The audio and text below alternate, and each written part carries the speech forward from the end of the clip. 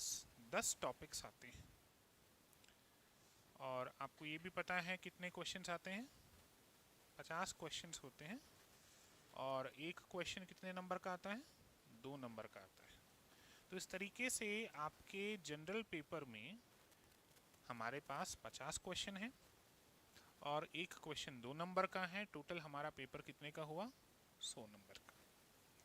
तो सबसे पहले तो कुछ छोटा मोटा डिस्कशन करेंगे, उसके बाद आज के टॉपिक को शुरू करेंगे। जैसा कि आप देख पा रहे हैं, आपका जनरल पेपर में रिसर्च एप्टीट्यूड की आज आपकी पहली क्लास होने वाली है। और इस क्लास में हम बेसिकली रिसर्च क्या होता है, इसके कैरेक्टरिस्टिक्स क्या होते हैं, इसके इम्पोर्टेंस क्या होते हैं, इन सभी मुद्दों पर बात करेंगे। यानी कुल मिलाकर रिसर्च को लेकर एक बेस तैयार करेंगे। आज केवल फाउंडेशन तैयार करेंगे। हालांकि रिसर्च का जो सिलेबस है उसमें और भी बहुत सी चीज़ें हैं, अभी डिस्कस करेंगे उसके बारे में भी। लेकिन सबसे पहले आप ये समझ लीजिए, ये फिगर आउट कर लीजिए कि आपका जो जनरल पेपर होता है ना सर, आपका जो जनरल पेपर होता है यूजीसी नेट का, और नेट न कहकर अगर मैं जेआरएफ कहूँ तो ज़्यादा ठीक है, क्योंकि हमारा टारगेट क्या होना चाहिए? जेआरएफ होना चाहिए। ठीक है, तो अगर यूजीसी नेट जेआरएफ की मैं बात करूं, आपके पास जो आपका पेपर होता है वो 2 तरीकों से होता है। एक होता है सर आपका कौन सा? General paper. और एक होता है आपका सब्जेक्ट। अभी एक बार के लिए मैं सब्जेक्ट पे बात नहीं करूंगा, अभी एक बार के लिए सिर्फ और सिर्फ जनरल पेपर पे बात होगी। आपका जो जनरल पेपर है आपको बहुत अच्छे से पता है, इसमें कितने क्वेश्चंस आते हैं सर? 50 क्वेश्चंस आते हैं। और हर क्वेश्चन कितने नंबर का? 2 नंबर का। तो आपके मार्क्स कितने हो गए? 100 मार्क्स। यानी आपका जनरल पेपर 100 मार्क्स कैरी करता है और 50 क्वेश्चंस कैरी करता है। अभी तक आपके यूजीसी नेट जेआरएफ के एग्ज़ाम में कोई नेगेटिव मार्किंग नहीं है। लेकिन एक इम्पॉर्टेंट चीज़ ध्यान रख लेना, आप अगर यूजीसी नेट की तैयारी कर रहे हैं तो नो डाउट सब्जेक्ट पेपर बहुत इम्पॉर्टेंट है। मैं ऐसा नहीं कहूँगा कि सब्जेक्ट पेपर की कोई इम्पोर्टेंस नहीं है, लेकिन जनरल पेपर कहीं ना कहीं सब्जेक्ट पेपर से शायद ज़्यादा इम्पॉर्टेंट है। इसके पीछे 2-3 रीजंस काम करते हैं। सब्जेक्ट तो आप अगर कॉमर्स से हैं तो बीकॉम एमकॉम में पढ़कर आते हैं। आप अगर पॉल साइंस से या फिर हिस्ट्री से हैं तो बीए एमए में पढ़कर आते हैं। यानी कुल मिलाकर आपका सब्जेक्ट फिर भी थोड़ा फेमिलियर होता है। लेकिन जनरल पेपर एक ऐसा पेपर है जो आपसे फेमिलियर नहीं होता है। जो आप नेट का या जेआरएफ का जो पेपर देने जाते हैं उसमें आपका सिलेक्शन जनरल पेपर डिसाइड करता है। बिकॉज बाकी जितने भी बच्चे, बाकी जितने भी लोग जो यूजीसी नेट का एग्ज़ाम देंगे उनका सब्जेक्ट तो ऑलरेडी थोड़ा स्ट्रॉन्ग होता है। बहुत से ऐसे भी लोग होते हैं जो कहीं प्राइवेट इंस्टीट्यूशंस में पढ़ा रहे होते हैं, जो नेट का एग्ज़ाम देने वाले होते हैं। तो जब वो पढ़ा रहे हैं तो नो डाउट उनका सब्जेक्ट तो ठीक ठाक स्ट्रॉन्ग होगा ही होगा। क्वेश्चन रेज होता है कि जनरल पेपर कितना स्ट्रॉन्ग है और हमारी जो जीत और हार है, हमारा जो सिलेक्शन है वो यही तय करता है। तो कुल मिलाकर आपको आपका जनरल पेपर जो है वो स्ट्रॉन्ग करना है। अब जनरल पेपर कैसे स्ट्रॉन्ग करना है, जनरल पेपर में आपको क्या क्या देखने को मिलेगा, 5 मिनट इस पर डिस्कशन करेंगे। आप अगर देखें आपका जनरल पेपर जो है वो कितनी यूनिट्स में डिवाइडेड है सर? आपका जनरल पेपर कुल मिलाकर 10 यूनिट्स में बटा हुआ है। 10 यूनिट्स हैं आपके जनरल पेपर में। 10 यूनिट्स हैं तो मैं एक बहुत ही सिंपल सा हिसाब लगाऊं, एक ऐसे ही रैंडम हिसाब लगा लेते हैं, लमसम वाला हिसाब। अगर 10 यूनिट हैं तो per unit per unit approx कितने क्वेश्चंस? 5 questions per unit. मैंने एक रैंडम हिसाब लगाया है, हम जिसको अप्रॉक्सीमेट कहते हैं। 5 के 6 भी हो सकते हैं, 5 के 4 भी हो सकते हैं, हो सकता है 5 के 3 भी हो जाए, वो कोई बड़ी बात नहीं। लेकिन एक मोटा माटी अगर हम हिसाब लगाएं, 10 यूनिट हैं, 50 क्वेश्चन हैं, एक यूनिट के कितने क्वेश्चंस? 5 क्वेश्चंस। क्लियर है? तो आपको ये स्ट्रेटेजी बनाकर चलनी होगी कि हम जनरल पेपर को कैसे कॉन्कर करने वाले हैं। अच्छा, इसमें ये ध्यान रखिएगा, ये जो आपकी 10 यूनिट्स हैं, ये 10 यूनिट्स कौन कौन सी हैं? सबसे पहले तो ये आपको पता होना चाहिए 10 यूनिट्स में कौन सी आपके लिए सबसे ज़्यादा इम्पॉर्टेंट रहेगी। तो एक आती है आपकी कौन सी? Teaching aptitude. सबसे पहली यूनिट आपकी आती है टीचिंग एप्टीट्यूड। टीचिंग एप्टीट्यूड के बाद आता है आपके रिसर्च एप्टीट्यूड। रिसर्च एप्टीट्यूड के बाद आपके आ सकता है एक हायर एजुकेशन। हायर एजुकेशन के बाद आपके एक आ सकता है कम्युनिकेशन। कम्युनिकेशन के बाद आपके आ सकता है एक पीपल डेवलपमेंट एंड एनवायरनमेंट। एक आपके ये भी यूनिट रहता है, पीपल डेवलपमेंट एंड एनवायरनमेंट। इसके अलावा फिर आपके मैथ्स, रीजनिंग, लॉजिकल रीजनिंग और फिर आपके कुछ कॉम्प्रहेंसिव, ये सब पार्ट आ जाता है। हमें स्ट्रेटेजी क्या तैयार करनी है? कॉम्प्रहेंसिव तो हम जितना पैसेज रीड करेंगे उतना ज़्यादा स्ट्रांग होगा, तो उसके लिए हमें अलग से कुछ पढ़ने की नीड नहीं है। आप जितना अपने पैसेज को स्ट्रांग कर लोगे, जितने अपने रीडिंग स्किल्स को स्ट्रांग कर लोगे, आपका कॉम्प्रहेंसिव तो वैसे भी आपका कंफर्म हो जाएगा। इसके अलावा एक कम्युनिकेशन है, तो कम्युनिकेशन भी कोई बहुत मुश्किल पार्ट नहीं है। द रीज़न इज़ कम्युनिकेशन को आप हल्का सा भी पढ़ लोगे तो क्वेश्चंस ऐसे आएंगे कि क्लासरूम में अच्छा कम्युनिकेशन कैसे हो सकता है ना? बहुत लॉजिकल क्वेश्चंस आएंगे, आप खुद अपने आप को वहाँ अज्यूम करके आंसर कर सकते हो। तो कम्युनिकेशन पार्ट भी बहुत ज़्यादा मुश्किल नहीं है। जो प्रॉब्लम आती है स्टूडेंट्स को, एक तो टीचिंग एप्टीट्यूड में आती है और एक रिसर्च एप्टीट्यूड में आती है। हायर एजुकेशन में बहुत सा डेटा आता है। जो हायर एजुकेशन वाला पार्ट है, अगर मैं इसकी बात करूं तो आपको इसमें बहुत सा डेटा देखने को मिलेगा। ठीक है, तो हायर एजुकेशन का अपना एक अलग सेगमेंट हो गया। हमारा फोकस एरिया है टीचिंग एप्टीट्यूड और रिसर्च एप्टीट्यूड, क्योंकि यहाँ पर आपको बहुत सी चीज़ें इन डेप्थ जाकर समझनी पड़ेंगी। बहुत से टॉपिक्स आएंगे, डिडक्टिव क्या होता है, इंडक्टिव क्या होता है, क्वालिटेटिव क्या होता है, क्वांटिटेटिव क्या होता है। सबसे पहले तो दिमाग में क्वेश्चन यही आएगा कि रिसर्च क्या होता है। ठीक है, और रिसर्च एप्टीट्यूड और टीचिंग एप्टीट्यूड में से क्वेश्चंस आपको वैसे देखने को नहीं मिलेंगे जो आपको लगता है कि फैक्ट बेस पे क्वेश्चंस आ जाए। ये फैक्ट बेस पे हो सकता है, इसमें भी फैक्ट बेस पे क्वेश्चंस आ सकते हैं। कोई नया कुछ हुआ हो इन्वायरमेंट में, पीपल डेवलपमेंट में कोई नया डेवलपमेंट हुआ हो, कुछ भी नई चीज़ हुई हो, तो फैक्ट बेस पे क्वेश्चंस बन सकते हैं। लेकिन ये दोनों टॉपिक्स ऐसे हैं सर जहां पर आपको फैक्ट बेस्ड क्वेश्चंस बहुत कम मिलेंगे, रेयर टू रेयर मिलेंगे। मैं ऐसा नहीं कहूँगा कि आ ही नहीं सकते, रेयर टू रेयर आपको देखने को मिलेंगे। इन पे हमें बहुत अच्छे से मेहनत करनी पड़ेगी।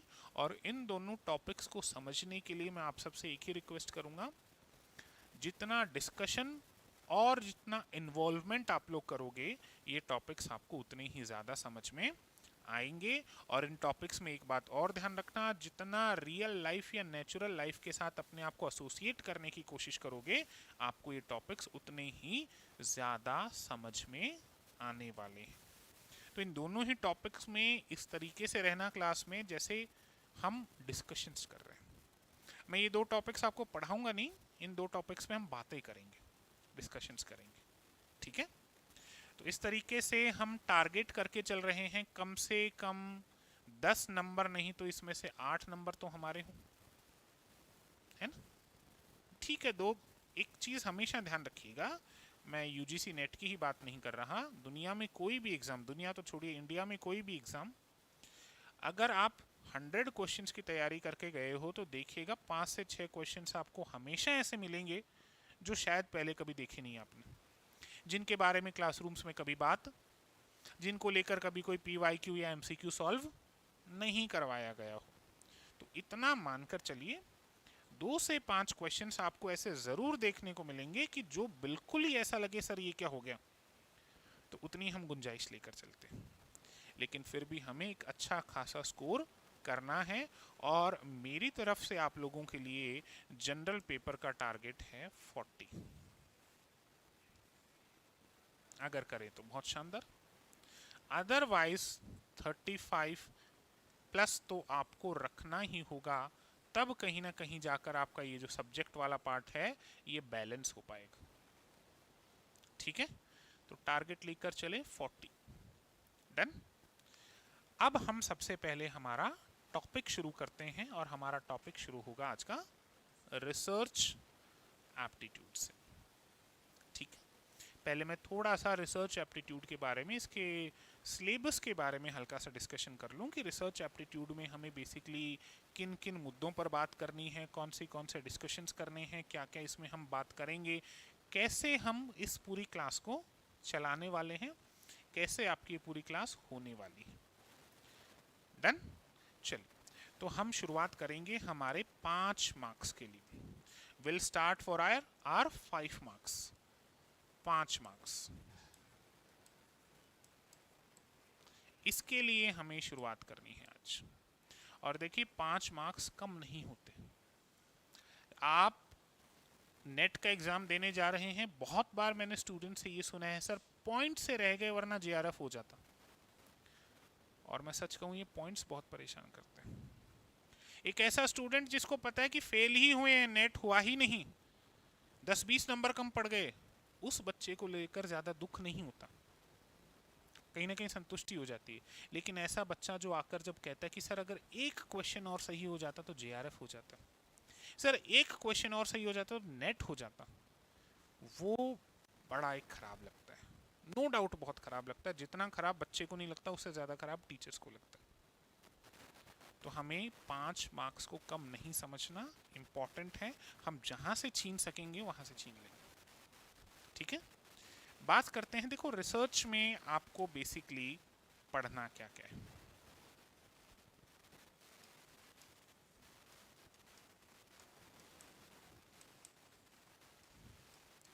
ये तो हमारा टॉपिक।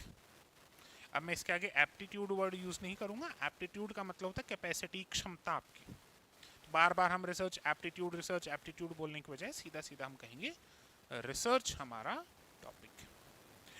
देखो इस टॉपिक में आपको तैयार क्या क्या करना है। इस टॉपिक में जो मेन कंटेंट आपको तैयार करना है वो सबसे पहले रहेगा इसका मीनिंग। सबसे पहले हमें रिसर्च का मीनिंग समझना है, उसके बाद हमें रिसर्च का कैरेक्टरिस्टिक समझना है, उसके बाद हमें रिसर्च का इम्पोर्टेंस समझना है। अब ध्यान रखिएगा, ना तो मीनिंग में से क्वेश्चन बनेगा, ना कैरेक्टरिस्टिक्स में से क्वेश्चन बनेगा, ना ही इम्पोर्टेंस में से क्वेश्चन बनेगा, लेकिन समझना ज़रूरी, क्योंकि एक्सेप्शंस आर ऑलवेज देयर। हमें हर क्वेश्चन के लिए क्या होना है, तैयार होना है। अब आपने कहा सर मीनिंग में से क्वेश्चन नहीं बनेगा, इंपॉर्टेंस में से नहीं बनेगा, कैरेक्टरिस्टिक्स में से नहीं बनेगा, तो बनेगा कहाँ से?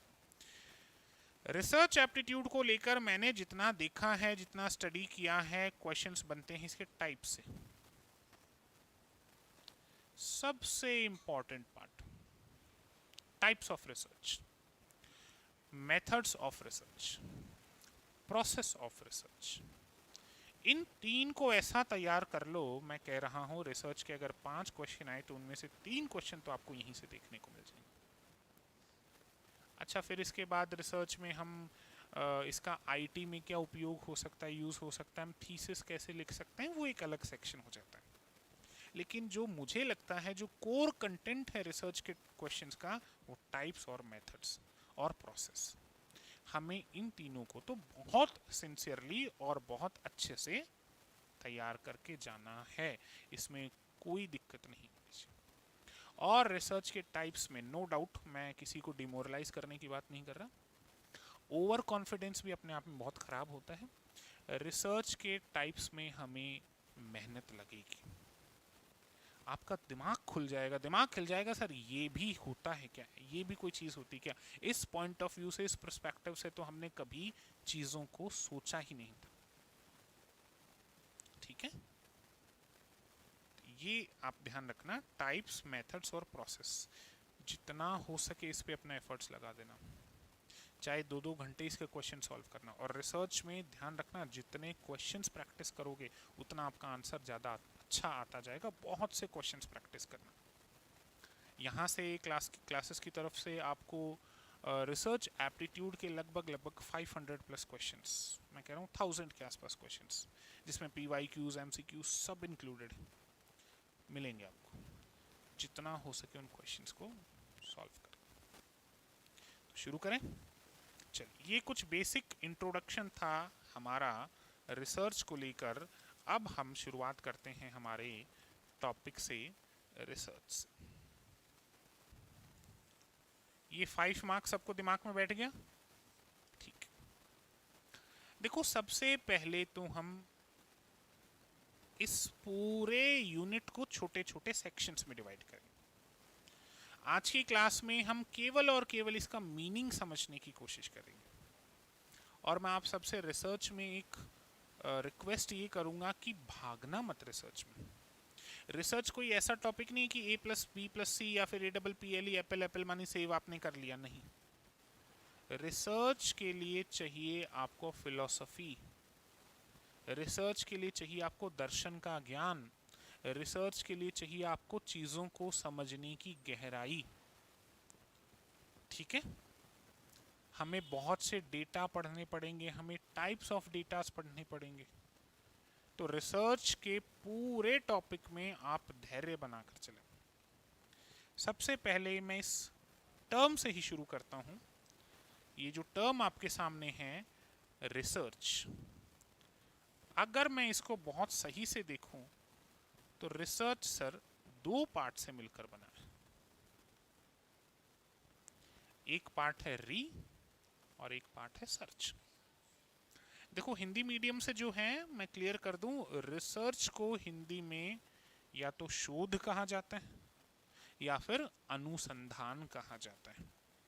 आप अगर देखना चाहें तो या तो आप अनुसंधान कह दो या फिर इसको क्या कह दो, शोध कह दो। डन? बात करते हैं, वापस आते हैं हमारे टॉपिक पे। रिसर्च हमने कहा 2 शब्दों का मेल है, एक है री और एक है सर्च। अगर मैं री के बारे में बात करूं तो री का बड़ा ही सिंपल सा मीनिंग होगा। बताइए, कौन बता सकता है सर री का क्या मतलब हो सकता है? री का मतलब होता है सर बार बार। आप लोग कहते हो ना रिपीट, री का मतलब हो गया बार बार, अगेन एंड अगेन। री है ना, रिवीजन, अगेन एंड अगेन, बार बार।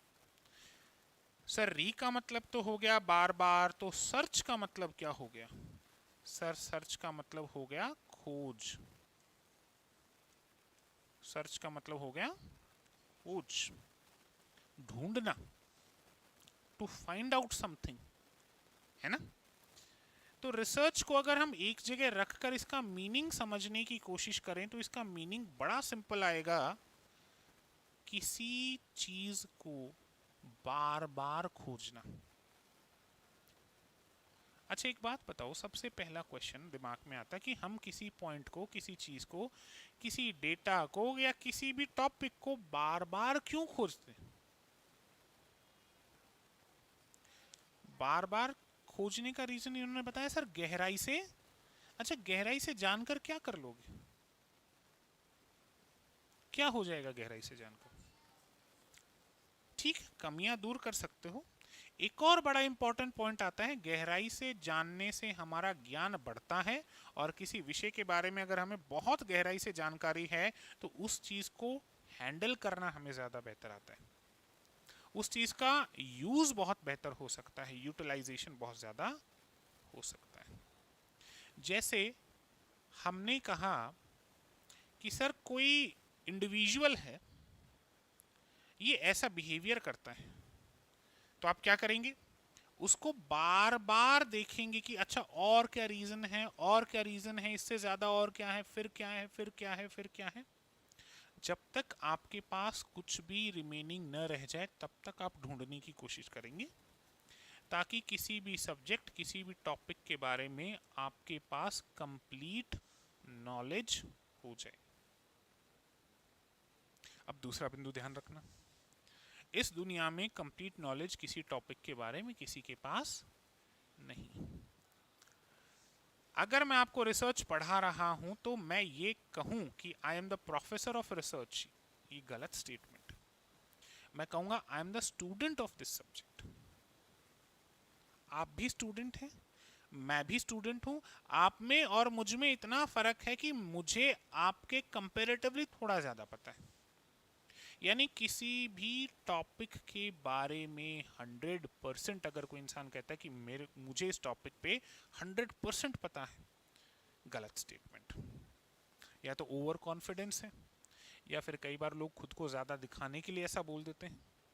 इस संसार में ऐसा कोई नहीं है जिसको हर चीज़ के बारे में सब कुछ पता।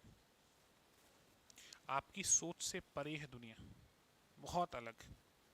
आप सोच के देखो ऐसा क्या कॉम्बिनेशन है कि आप जीवित हो।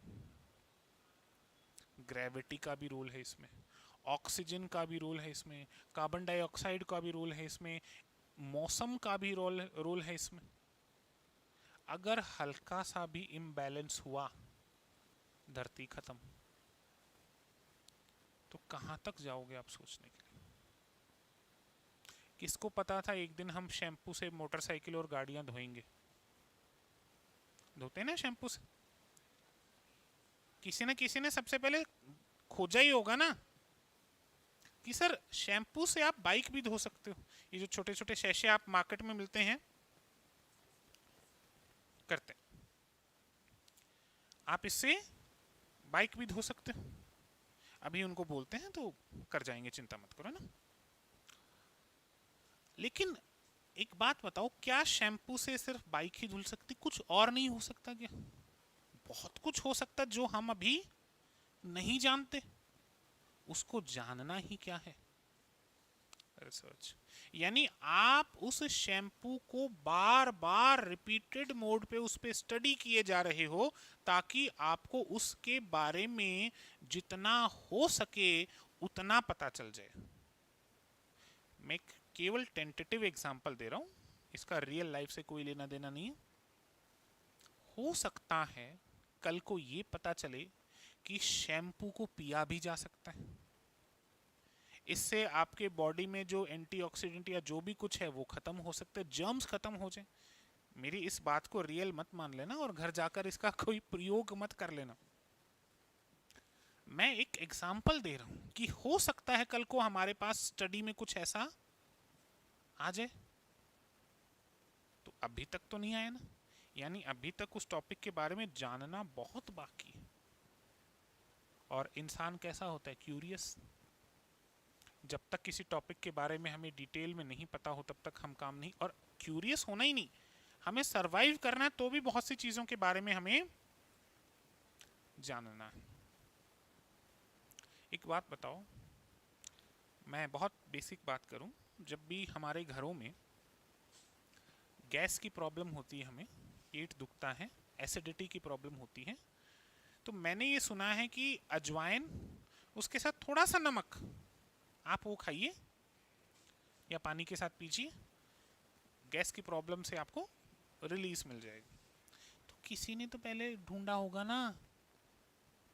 ऐसा थोड़ी कि कोई एक बहुत ही हेल्दी सा व्यक्ति ये भी खा के देखता हूँ, ये भी खा के देखता हूँ।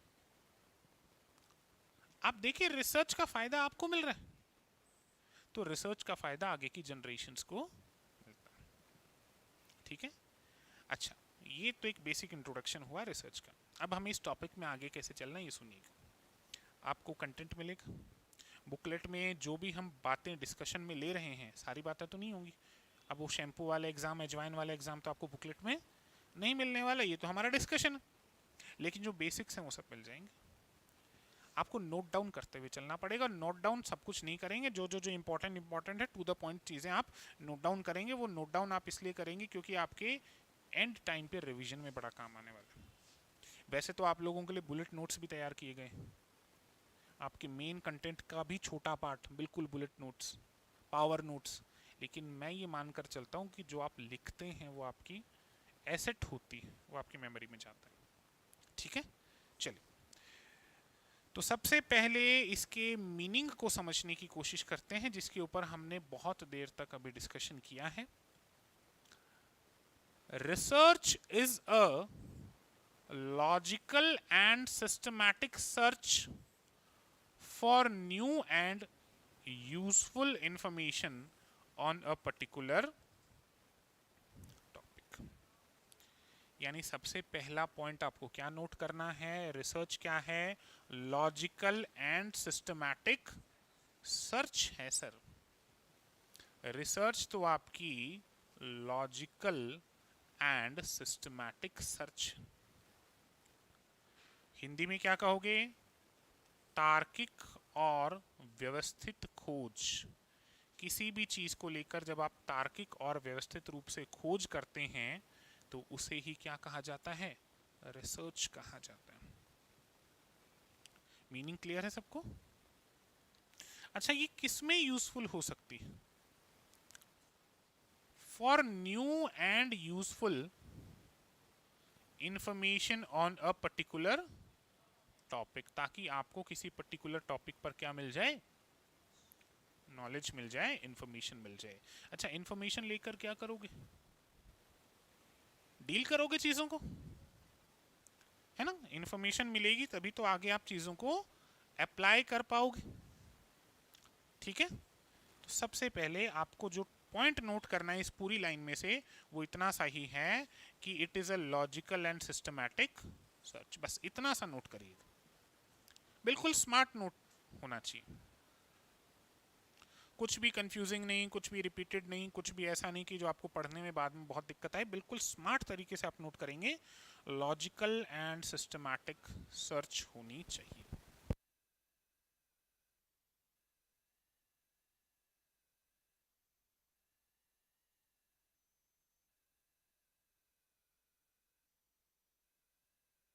क्लियर है पॉइंट? आगे बात करते हैं। Research means to search for the existing thing, तभी तो रिसर्च हुआ।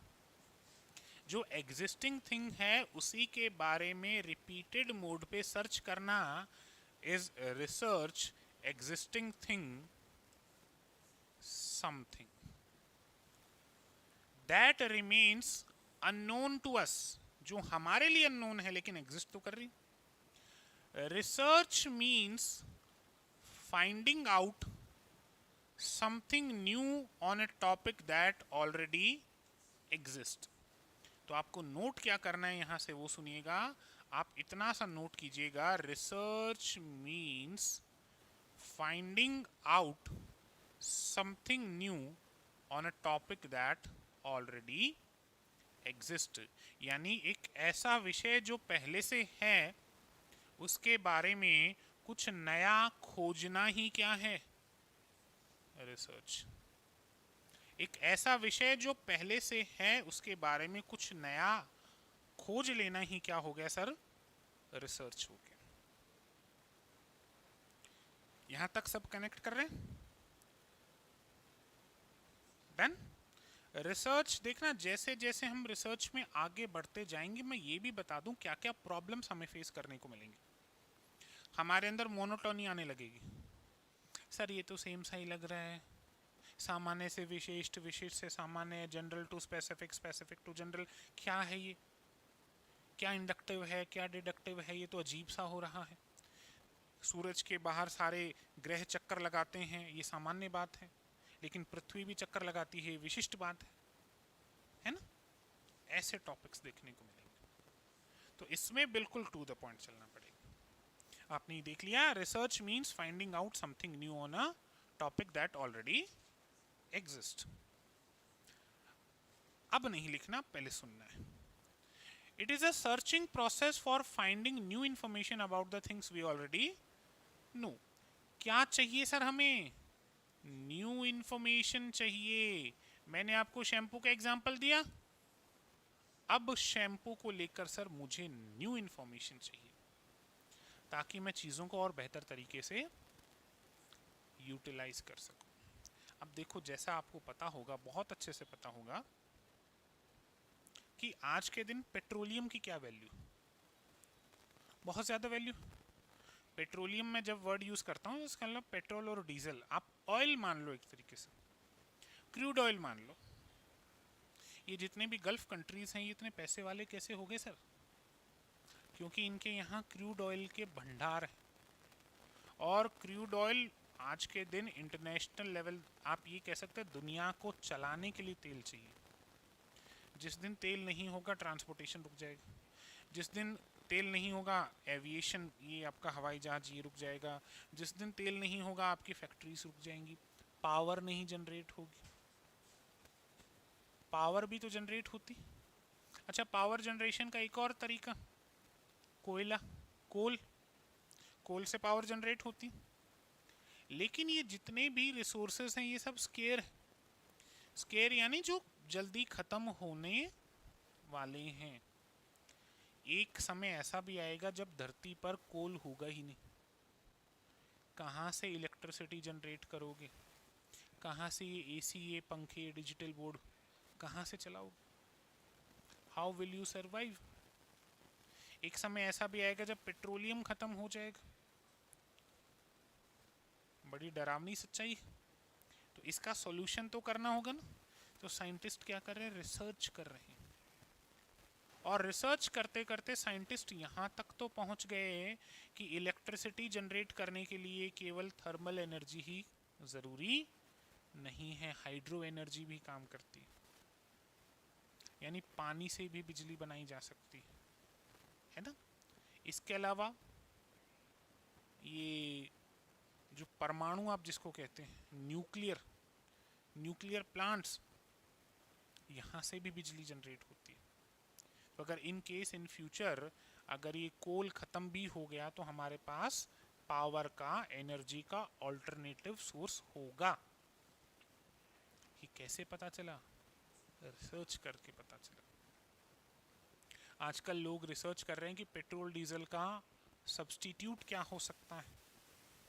बहुत से सब्स्टिट्यूट्स मार्केट में पेश करने की कोशिश भी हो रही। ईवी, इलेक्ट्रॉनिक व्हीकल्स क्यों आए? बिजली से चार्ज करो और बिना पेट्रोल डीजल के चलो। ये सब पता कैसे चला? ये नई इंफॉर्मेशंस कहाँ से आई हमारे पास? ऑब्वियसली ये नई इंफॉर्मेशंस हमारे पास रिसर्च से आई।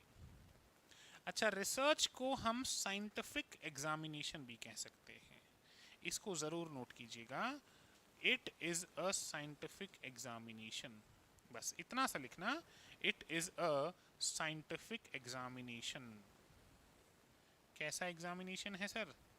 साइंटिफिक एग्जामिनेशन है, एक वैज्ञानिक परीक्षा है। क्योंकि आपको साइंटिफिक तरीके से ही रिसर्च करना पड़ेगा। डन? जैसे एक छोटा सा एग्जाम्पल डिस्कस करें, उसके बाद आगे बढ़ेंगे। छोटा सा एग्जाम्पल हम देखते हैं रिसर्च के बारे में। मैं आप लोगों से साथ के साथ क्वेश्चन भी कर लूँ, आप लोग मुझे बताते भी जाइएगा। सपोज लेट से मैंने कहा कि एक रूम है और एक रूम में मैंने इस तरीके से नीचे पहले मिट्टी की लेयर, मतलब 1-2 फीट मिट्टी मैंने बिछा दी। और मैंने क्या किया, इस रूम में, इस मिट्टी में 2 पौधे लगा दिए सर। एक पौधा ये लगा दिया, एक प्लांट मैंने ये लगा दिया। ठीक है,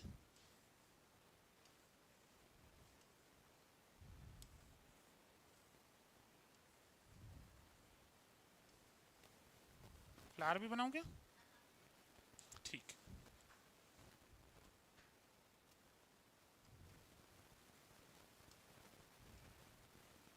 डन?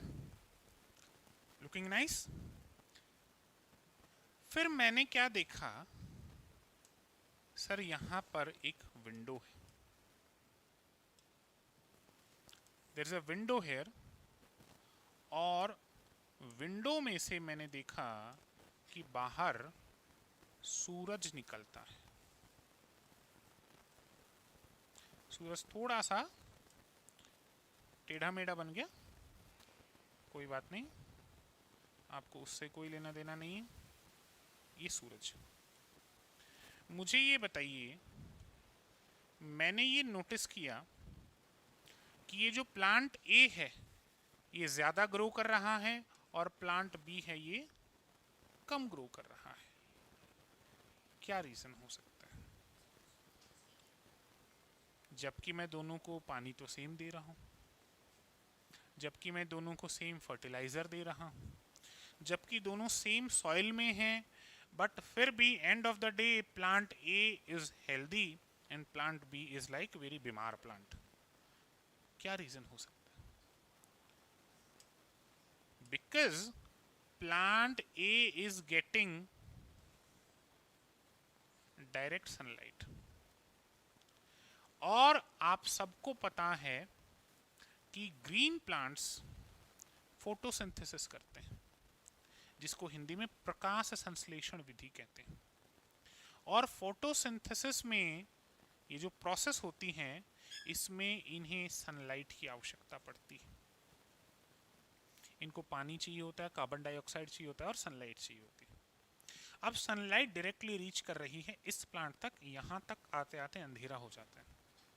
तो हमें एक चीज़ पता चली कि सर अगर हम हमारे प्लांट्स को अच्छा ग्रो करवाना चाहते हैं तो सनलाइट होनी ज़रूरी है। सनलाइट के अलावा और फैक्टर्स भी हो सकते हैं, है ना। अब ये कैसे पता चला? ये हमने रिसर्च करके देखा, बार बार एक्सपेरिमेंट्स करके देखे, प्लांट को बदल के देखा, कभी कुछ चेंज करके देखा, और एंड ऑफ द डे हम इस बात पर आए, हम इस चीज़ के लिए एग्री हो गए कि सर अगर आपको किसी प्लांट को अच्छे से ग्रो करवाना है तो उसके लिए क्या होना चाहिए? सनलाइट होनी चाहिए।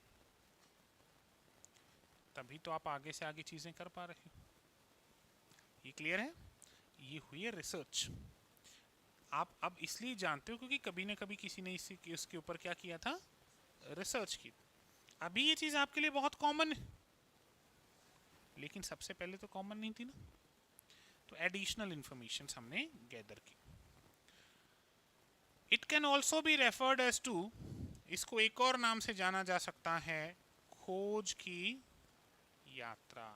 नोट कीजिएगा, इसको वॉक ऑफ डिस्कवरी भी कह सकते हैं, यानी खोज की यात्रा।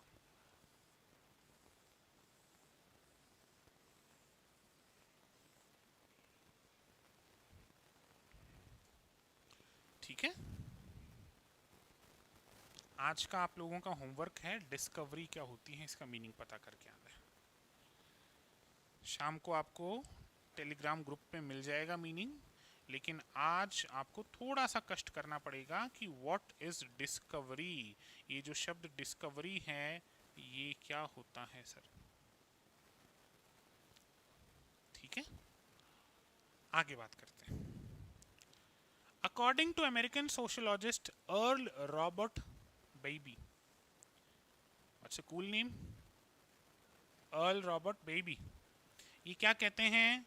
ये नोट नहीं करना, केवल सुनना है। Research is a systematic inquiry to describe, explain, predict and control the observed phenomenon. It involves inductive and deductive method. देखो मैं जिस बारे में बात कर रहा था वही आ गया, इंडक्टिव और डिडक्टिव क्या होते हैं। मैं अभी क्लियर नहीं करवाऊंगा क्योंकि मैं जब टाइप्स पढ़ाऊंगा तो इंडक्टिव और डिडक्टिव को हम डिटेल में करेंगे। अभी मैं कन्फ्यूजन नहीं करवाना चाहता आपके सामने, लेकिन एक बेसिक एग्जांपल ज़रूर मैं दूंगा। छोटा सा एक एग्जांपल सुनिएगा, आपको समझ में आ जाएगा सर इंडक्टिव और डिडक्टिव का आप क्या मतलब कहना चाह रहे हैं। ये क्या है सर? दिस इज आवर सन। ठीक है, अब जैसा भी बना है लेकिन है तो अपना ही सन। अच्छा,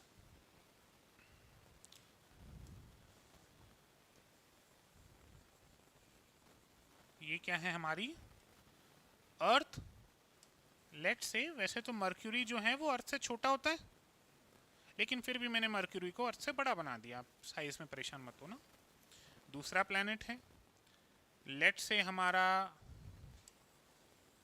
एक और प्लेनेट है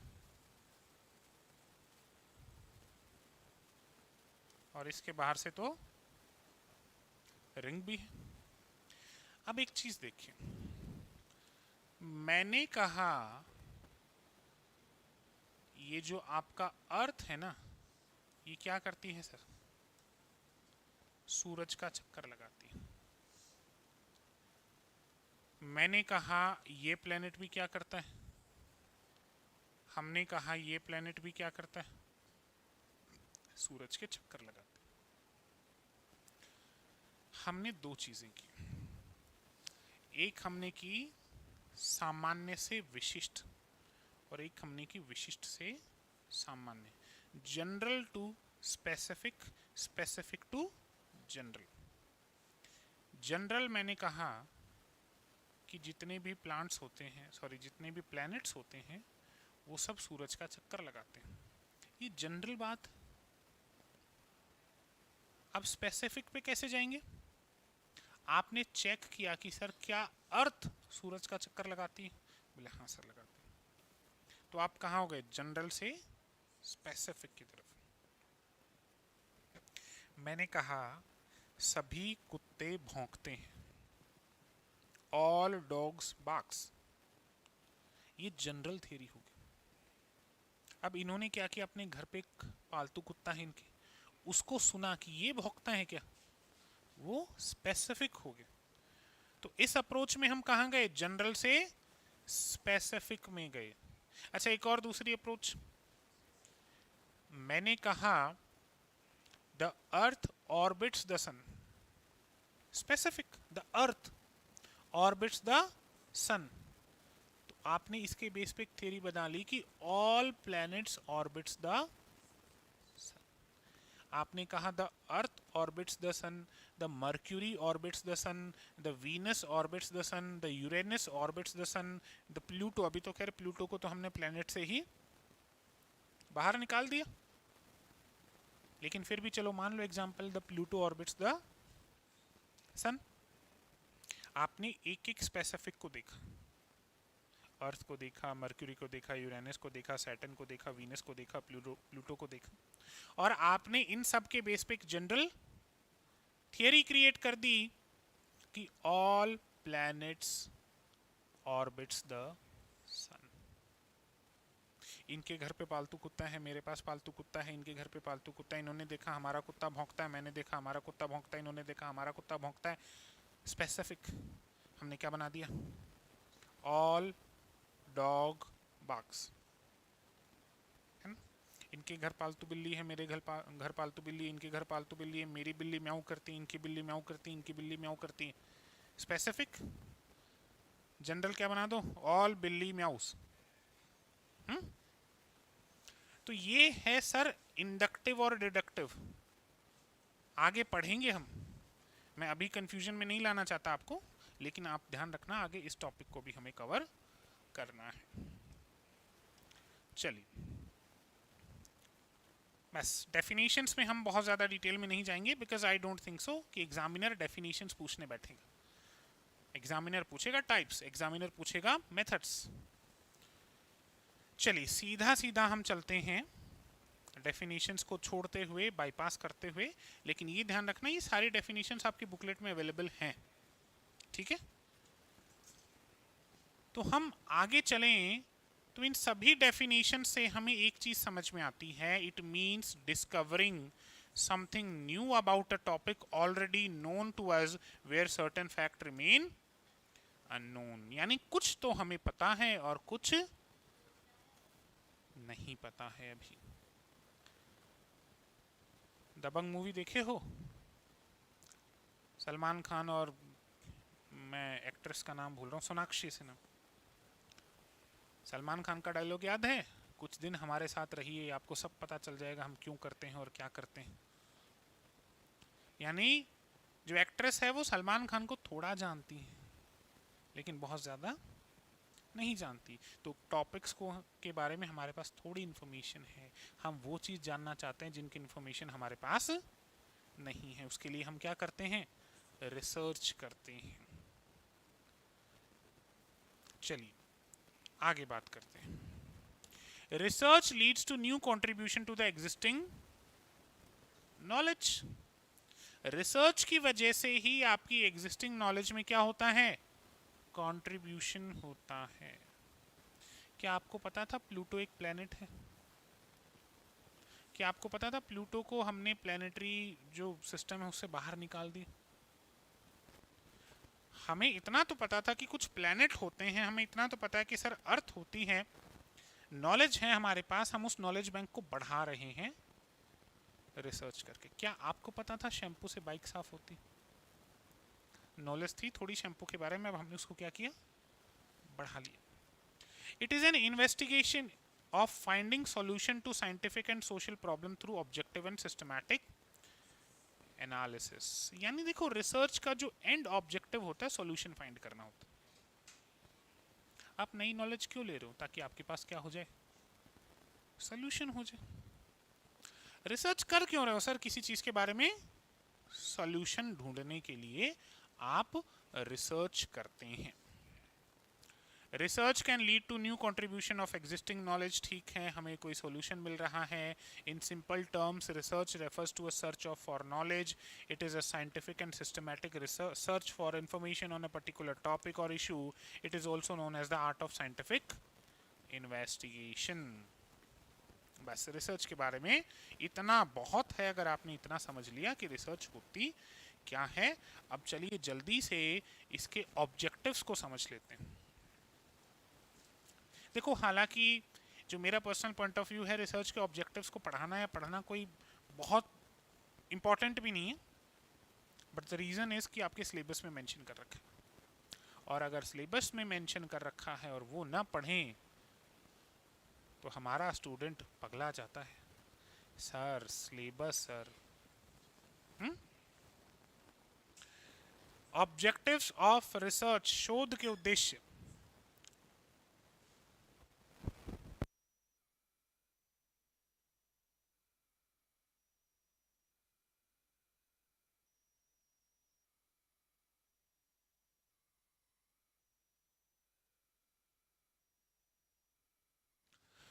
ऑब्जेक्टिव्स की बात करें तो ऑब्जेक्टिव देखिएगा, to discover new fact, obviously नए फैक्ट्स को डिस्कवर करना। To verify and test important fact, केवल डिस्कवर करना ही नहीं, वेरीफाई भी तो करोगे। बिना वेरीफाई किए कैसे सोल्यूशन दे दोगे? नहीं दे सकते सोल्यूशन।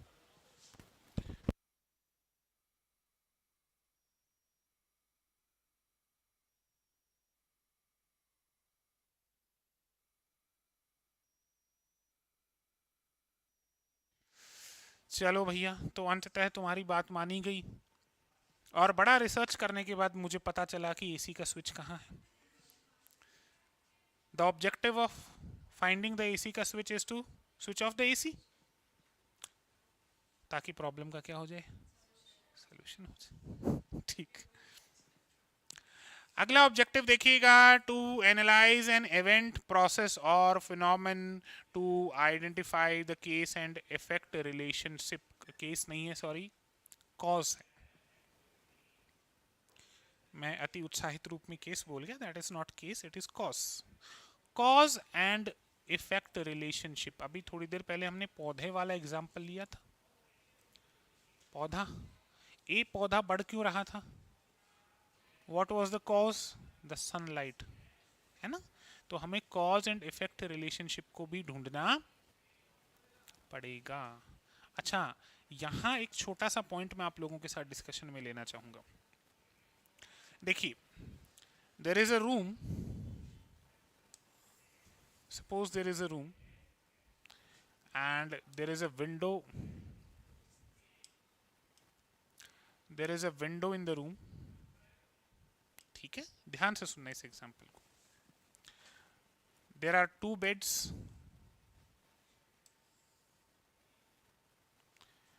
बेड भी हैं और यहां पर एक एसी भी लगा हुआ है बिल्कुल बीचों बीच। एक बालक यहां सो रहा है और एक बालक यहां सो रहा है। They both are sleeping. AC की ठंडी हवा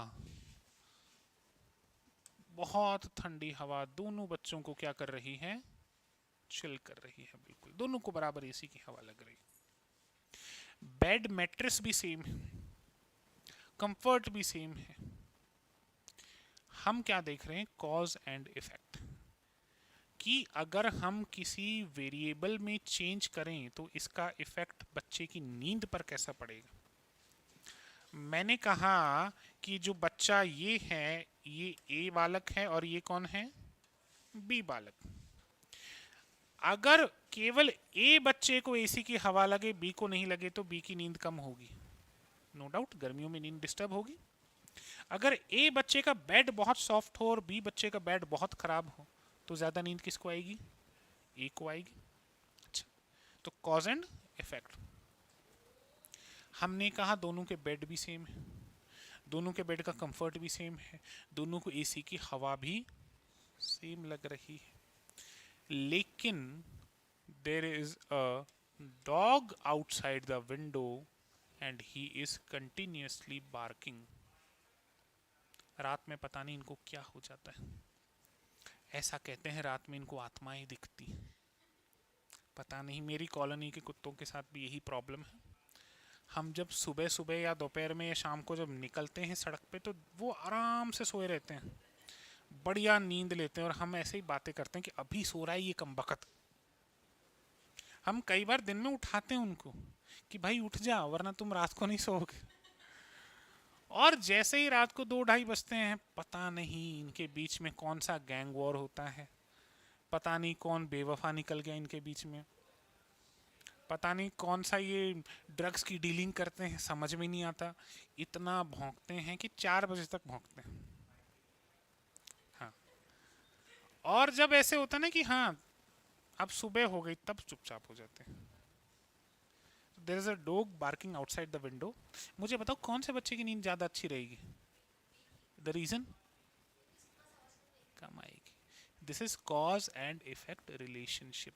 आपको रिसर्च करके ही पता चलेगा इस बारे में कि सर दोनों बच्चों को बिस्तर भी सेम दिया है, दोनों बच्चों को हवा भी सेम लग रही है, फिर भी एक बच्चा कम नींद ले रहा है, दूसरा बच्चा। तो हमने क्या किया, रिसर्च किया कि this is the problem. Got the point. तो रिसर्च में आपके कॉज एंड इफेक्ट के बीच में रिलेशन को समझाया जाता है। To develop new scientific tools, concept and theories, नए साइंटिफिक टूल्स डेवलप करना, कंसेप्ट डेवलप करना, थियरीज डेवलप करना। To solve and understand scientific and non scientific problem, to find solution to scientific, non scientific and social problems. Basically research का objective तो problems का solution करना ही होता है। To overcome or solve the problem occurring in our everyday life, gain familiarity with the phenomenon and to achieve new insights.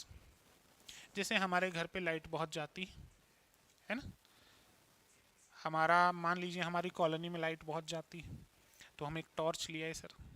अब torch को हाथ में पकड़े और खाना बनाएं, क्या करें, प्रॉब्लम है डेली लाइफ में। हमने क्या किया, टॉर्च को सर पे बांधा और अब खाना बना रहे दोनों हाथ। हाँ जी, वो नहीं होगी हमारे पास, टॉर्च ही है हमारे पास। द रीजन इज पहले प्रॉब्लम्स क्रिएट करो, then figure out the solution. But this was an example, ठीक है। ऐसे तो मोबाइल में भी है, लेकिन इन सब से ना उस बर्तन पे फोकस नहीं हो रहा लाइट का, वो जितना सर पे बंधी हुई टूथ से होगा, आप देखना, ठीक है। तो ये सारी चीजें हम रिसर्च के थ्रू करते हैं। ठीक, ऑब्जेक्टिव्स इतना आपका डन, इससे ज़्यादा ऑब्जेक्टिव्स में हमें नहीं जाना है। आज का final part, characteristics of research. आज देखो आपने रिसर्च का बिल्कुल बेसिक पढ़ा है, इसलिए आपको लग सकता होगा सर कितना मज़ेदार टॉपिक, आपने तो ऐसे ही डरा दिया था। टॉपिक तो बहुत मज़ेदार है, लेकिन अभी हम कई बार कहते हैं ना, ये तो तुम्हारा गोल्डन पीरियड चल रहा था, बुरा तो अब है। तो बुरा तो नहीं है, लेकिन जो थोड़ा सा मुश्किल आएगा वो अब देखने को मिलेगा। कैरेक्टरिस्टिक्स ऑफ रिसर्च, शोध की विशेषताएं, ऑब्जेक्टिविटी देखने को मिलती है आपको इसमें। मैं डिटेल नहीं करवाऊंगा, सिर्फ आप छोटे छोटे पॉइंट्स में नोट कीजिएगा। It means research is free of biases, subjectivity नहीं होती। सब्जेक्ट मतलब person to person, objective, free from bias, they are not affected by their own presence, behaviour and attitude, यानी किसी व्यक्ति के ऊपर की वजह से ये चेंज नहीं होता। आपको हमेशा रिसर्च में बाइस को क्या करने की कोशिश करनी चाहिए? अवॉइड करो, बाइसनेस मत रखो, क्योंकि अगर आप रिसर्च में बायस्ड हो गए ना तो फिर आपको रिजल्ट अच्छे नहीं मिलेंगे, और जब आपको रिजल्ट अच्छे नहीं मिलेंगे तो आपका काम भी अच्छा नहीं होगा, यानी पूर्वग्रही मत बनो। क्या करो? Keep complete records of observation, जो भी ऑब्जर्वेशन आप कर रहे हो उसका क्या करो? कंप्लीट रिकॉर्ड होता है, रिसर्च में तो ऐसा ही होता है, कंप्लीट रिकॉर्ड्स रखो, क्या है क्या नहीं है, तभी आप अच्छे से रिसर्च कर पाओगे। यूनिफॉर्म कंसिस्टेंट डेटा कलेक्शन सारा इस तरीके से करो, यानी कुल मिलाकर आपको सब्जेक्टिव नहीं होना है, आपको कैसा होना है? ऑब्जेक्टिव होना है। Getting the point?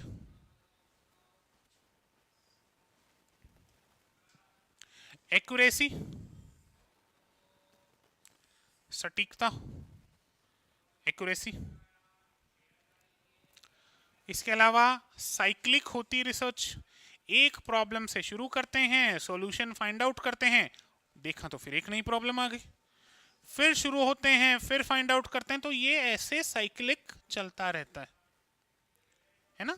रिसर्च ऐसा नहीं कि एक बार में होकर रुक गया, ऐसे साइकिल में चलता रहता है, एक जगह पहुंचे, अरे फिर प्रॉब्लम, फिर रिसर्च, फिर प्रॉब्लम, फिर रिसर्च, और ये इस तरीके से साइक्लिकल मोड में चलता है। जनरलेबिलिटी होती, सामान्यकरण कर सकते हैं।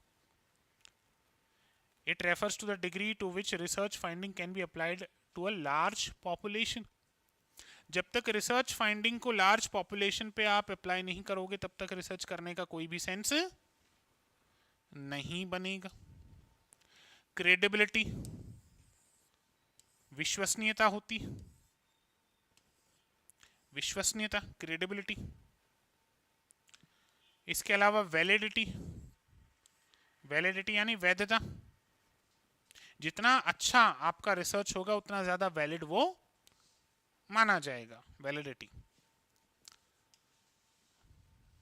ठीक है, तो ये कुछ रिसर्च की हमारी कैरेक्टरिस्टिक्स रही।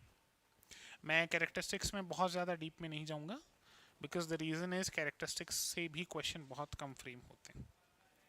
तो ये हमारा आज का टॉपिक रहा, जिसमें हमने बेसिकली रिसर्च का बेस शुरू किया है, केवल रिसर्च को समझा है, रिसर्च क्या होती है।